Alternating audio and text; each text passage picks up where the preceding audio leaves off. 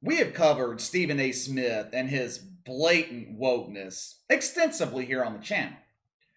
I've told you guys before that Stephen A. Smith wasn't always this way. He wasn't always woke. Matter of fact, for years, people in the black community accused Stephen A. Smith of being an Uncle Tom.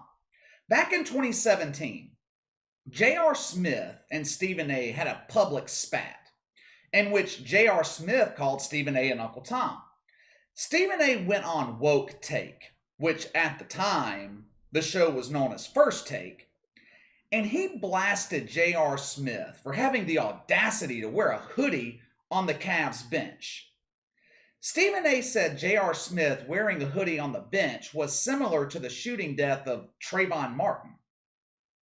Now, I have no idea what the hell he was talking about or how he drew that conclusion, but perhaps this was at a time when Stephen A. wasn't being told what to say by executives at ESPN. Who knows? Kwame Brown actually made some interesting points about Stephen A. this week, and it reminded me of how much the mentality of Stephen A. Smith has changed. Now, there's nothing wrong with change, but in most cases, once you reach the age of 30, your morals and your values, they are what they are. You are who you are at that point. Now, I'm not saying it is impossible to change your morals and values, but it's just highly unlikely. Many in the black community used to accuse Stephen A. of always siding with white people and being unnecessarily harsh on black athletes. Kwame Brown brought up an excellent example. He compared Stephen A.'s reaction to Indianapolis Colts owner Jim Irsay's DUI arrest back in 2014 to the multiple arrests and issues that Josh Gordon has went through over the years, specifically 2014. Now, for context, Jim Irsay is white, and obviously Josh Gordon is black. Now, I don't like bringing race into things like this, but because Stephen A. Smith thinks everything is about race now, I felt it was important to mention that. Stephen A.'s reaction to Jim Irsay and his DUI was very, very calm. I would even classify it as him being very understanding. It's clear Jim Irsay has a problem. He needs some help. God bless him. Now that's fine. You don't want to kick a man while he's down, while he's struggling. Substance abuse is hard to get over. And the worst thing that you can do with someone struggling with drugs and alcohol is publicly shame them. However, when it came to Josh Gordon, the reaction from Stephen A. Smith was completely different. He went into one of his usual rants where he's yelling, he's throwing his arms up all over the place. Stay off the weed! Josh Gordon is on everything. Now it's a DWI. What's next? Now keep in mind, both instances happened in 2014. It wasn't like the reaction to Jim Irsay was 5 years earlier to Josh Gordon. It was the same year. So you can't use the excuse that Stephen A. evolved on this issue. If anything, you would figure Stephen A. Smith would be harder on Jim Irsay. At the time, Josh Gordon was 23, 24 years old. We all make mistakes in our 20s that we would not make as we get older. Jim Irsay was in his damn 50s at the time. He should know better. He was still messing around with dope, still getting DUIs. Now, if this same situation had occurred today, we all know what Stephen A.'s reaction would be.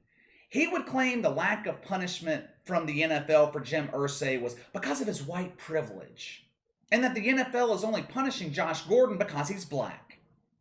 Stephen A.'s entire narrative has changed.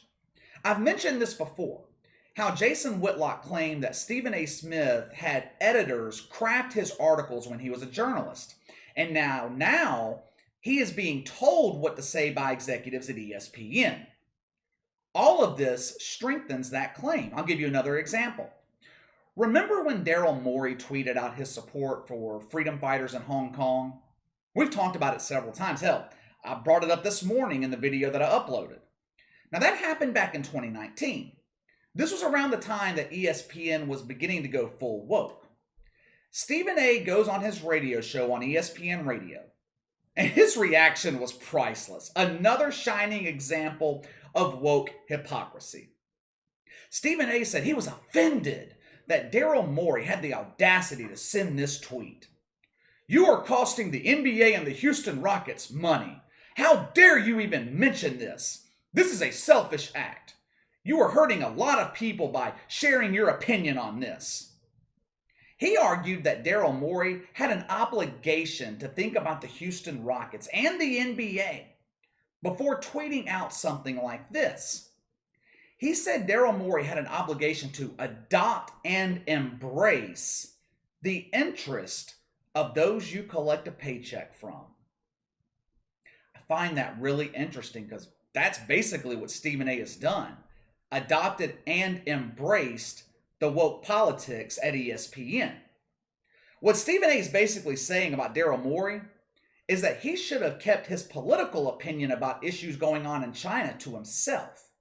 That because of this tweet, he is costing the NBA and everyone associated with the league millions of dollars.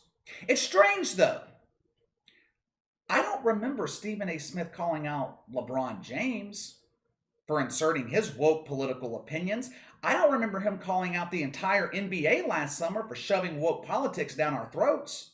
All of that tanked the NBA's ratings, cost them money. Now, why didn't Stephen A. call that out?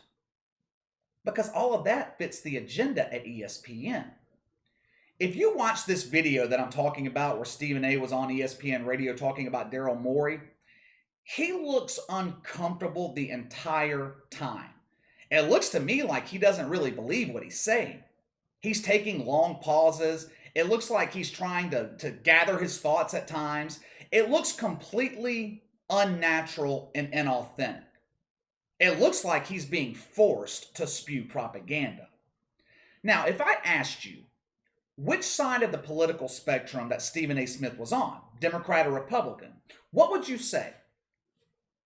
You would probably say that he's a Democrat, right? I mean, there's no way this dude could be a Republican.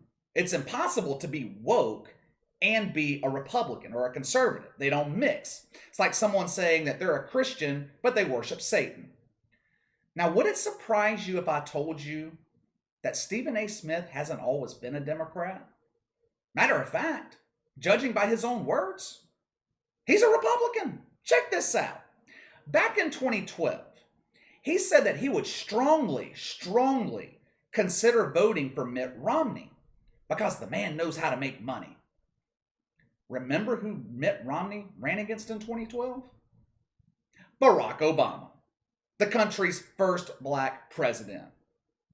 Well, damn, that doesn't seem very woke to me. That doesn't seem very woke of Stephen A. Smith. Now, fast forward to 2015. He is giving a speech at Vanderbilt. In that speech, he said that his dream was that just for one election, everyone black in America would vote Republican. He said all black people needed to do to get attention was to do something unpredictable, which was vote Republican. But wait, it gets even better. Once these comments went viral, he went on CNN and he was more specific. He said black people shouldn't just vote Republican in one election. They should vote Republican in the very next election. Who was the Republican candidate? Donald Trump. It's rather interesting, considering the fact that once Trump got into office, Stephen A. Smith hated him, even though he was the guy asking his own community to vote for him. What's weird, though, the day after Trump got elected, Stephen A. feigned shock that Trump got a percentage of the black vote. He couldn't believe it. He then went on to say that, or actually he went on to claim that he voted for Hillary Clinton, not Donald Trump. I could sit here all day and give you example after example after example of Stephen A. contradicting himself, talking out of both sides of his mouth. It's become a damn trend with him. But why is that? Well, could be one of a couple of reasons. Stephen A. Smith either changed his entire belief system, his mentality, and went from being a conservative, a Republican, to a woke leftist. Or, like Jason Whitlock has claimed, Stephen A. Smith is being told what to say.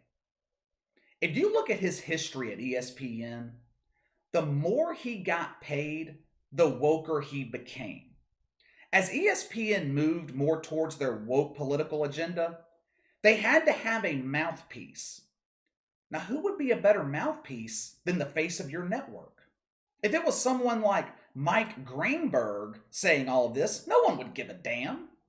ESPN needed someone that had a huge following. Stephen A. Smith has the biggest following of anyone at ESPN. They couldn't use Skip Bayless. He doesn't have any credibility, and plus he left for Fox. Now, I'm just speculating here. But Stephen A. at the time probably looked at this as a win-win. He would be making huge money. Now he's around $8 million a year. And plus, the very community that ostracized him, his own community, would begin to accept him.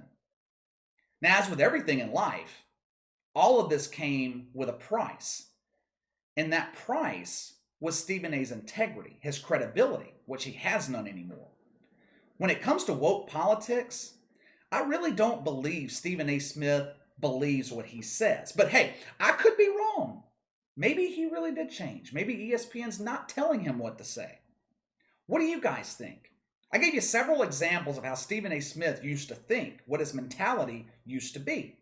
Now, do you think he really changed and went woke?